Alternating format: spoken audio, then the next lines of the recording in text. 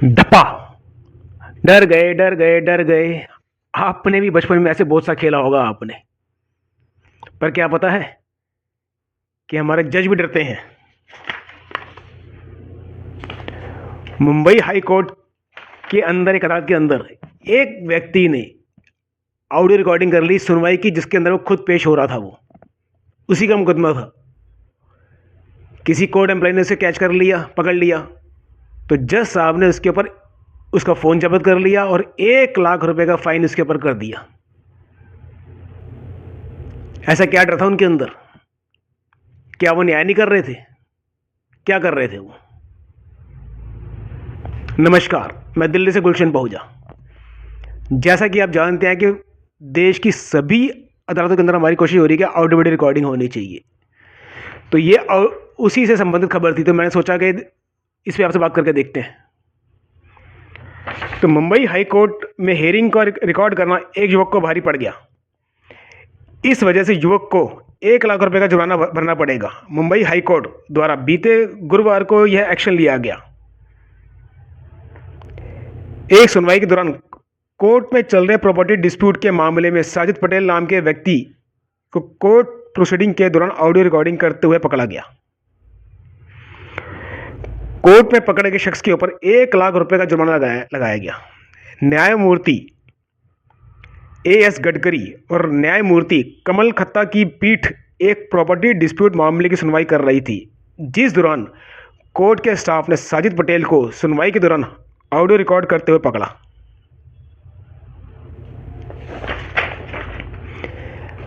कहा गया है कि उसे रिकॉर्डिंग करने की परमिशन नहीं दी गई थी, इसलिए 1 लाख रुपए का जुर्माना लगाया गया। अगर परमिशन मांगते तो परमिशन क्या दे देते आप? तो ये परमिशन शब्द इसमें क्यों यूज किया गया इसके अंदर? मेरी नज़र के अंदर तो क्या नाम है, वो एक ऐसा व्यक्ति होगा जो काफ़ी टाइम से कोर्ट के धक्के खा रहा होगा, उसकी बात को सुनी नहीं जा रही होगी, जज साहब उसको इग्नोर कर रहे होंगे। ऐसा लग रहा होगा यहाँ पे उसके खिलाफ माहौल बनता जा रहा है कि वो सच्चा वो है, लेकिन फिर भी उसके खिलाफ ऑर्डर जा रहे हैं इसके खिलाफ। तब जाके उसने मजबूरी में ऑडियो रिकॉर्डिंग करने का सोचा होगा। लेकिन सोचिए, अगर कोई जासूसी दिमाग का व्यक्ति हो या कोई ऐसा कोर्ट का एम्प्लॉई हो जो कोर्ट में ही काम करता हो, जज के साथ काम करता हो, जो इनके तानाशाही के रवैये के कारण, इनके व्यवहार के कारण उकता चुका हो, परेशान हो चुका हो, अंदर अंदर से गुस्से में बोल रहा हो, अगर वो हुआ, या फिर अगर कोई ऐसा रिपोर्टर हुआ जिससे जज साहब ने उसका इनजस्टिस कर दिया, या आजकल तो बहुत सारे स्ट्रिंगर भी हैं, बहुत सारे यूट्यूबर भी हैं जो सच्चे होते हुए भी अपने खिलाफ इनजस्टिस उनको सहन करना पड़ा। अगर वो कभी ऑडियो वीडियो रिकॉर्डिंग करने पर आ गए और उन्होंने अगर रिकॉर्डिंग्स कर ली, चाहे वो कोर्ट का एम्प्लॉई हो, चाहे कोई जासूस दिमाग का व्यक्ति हो, या कोई शातिर दिमाग का हो, या कोई रिपोर्टर हो, कोई भी हो सकता है।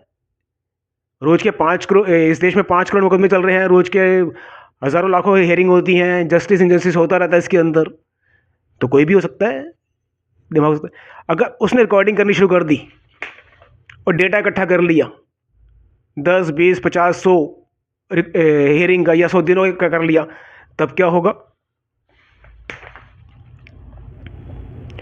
और अगर मान लो कोई ज़्यादा शातिर दिमाग का हुआ, उसने किसी एक जज की लगातार 10 से 50 दिन की रिकॉर्डिंग कर ली, या उसने एक जज नहीं, उसने कई जज की रिकॉर्डिंग कर ली, रिकॉर्डिंग करता रहा, उसको सेव करता रहा अपने पास,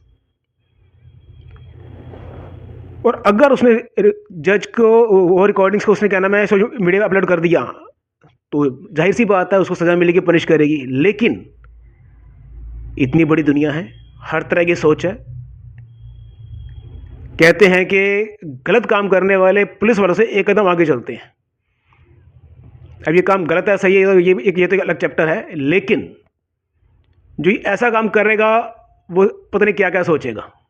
तो मुझे लगता है, हो सकता है मैं गलत भी हूँ, बाकी तो एक से एक वो बैठे हैं यहाँ पे सोचने वाले, कि उसने बहुत सारी रिकॉर्डिंग कर ली और उसने सज़ा से बचने के लिए, जज साहब के हाथ में आने से बचने के लिए, नेपाल या किसी यूरोप की कंट्री में जाकर या किसी और के थ्रू अगर सोशल मीडिया पे सारी वो वीडियो अपलोड करवा दी, एक एक करके करवा दी, इकट्ठी करवा दी, कुछ भी कर दी, तब क्या होगा इस न्याय सिस्टम का?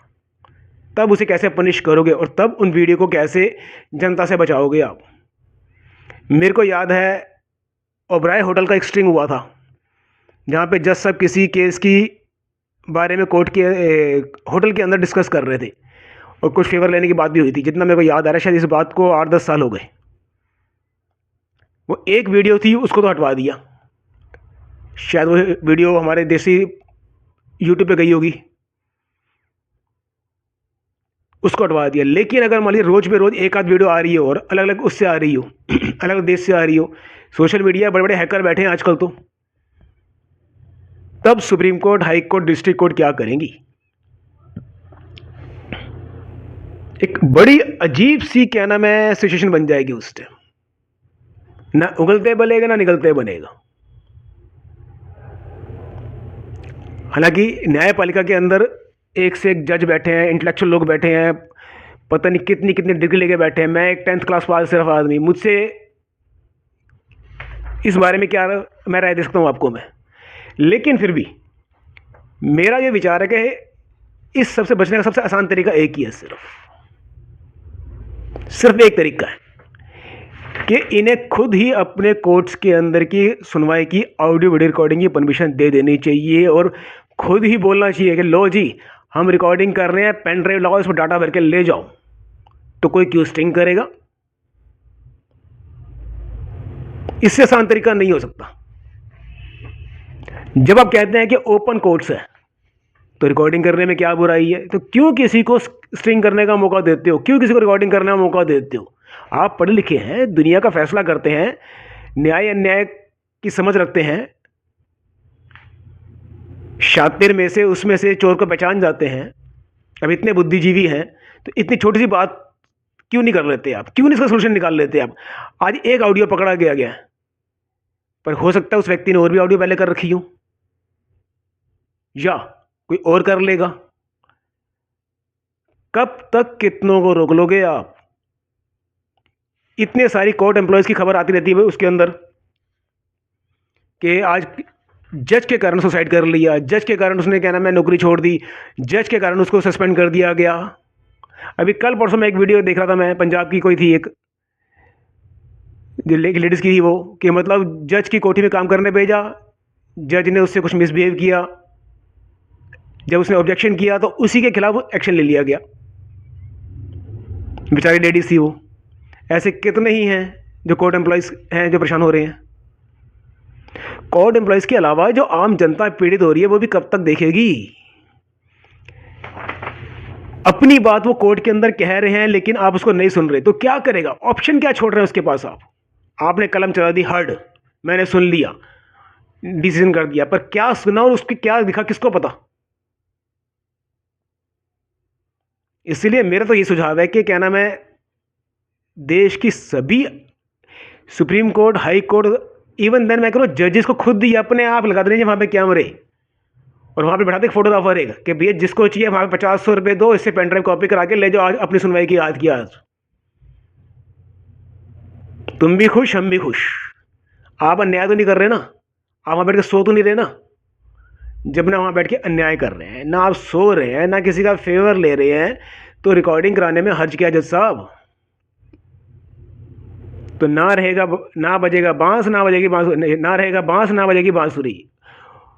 इस कहावत के हिसाब से खुद ही ऑडियो रिकॉर्डिंग करानी शुरू कर दीजिए, ऑडियो वीडियो, और खुद ही आगे दे दीजिए वादी प्रतिवादी को कि ले भैया तेरे को स्ट्रिंग करने की जरूरत नहीं है, तू चुपके से रिकॉर्डिंग मत कर, मुझसे लेके जा। हंसते हुए इसको रिकॉर्डिंग तो हंसते हुए घर लेके जाएगा, आप भी खुश, वो भी खुश। अब जस्टिस और इनजस्टिस तो सेकंड चैप्टर है, पर एक परेशानी से आप बच जाओगे, एक परेशानी से वही बच जाएगा।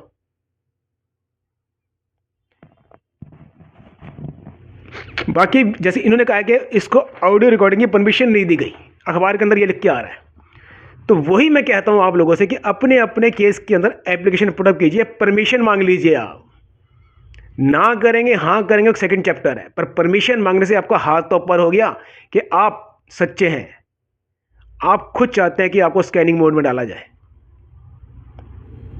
2 लाइन लिख के सिर्फ कि मेरे को अपने केस के अंदर ऑडियो वीडियो रिकॉर्डिंग चाहिए, इसके अलावा तीसरी लाइन लिखने की ज़रूरत नहीं है।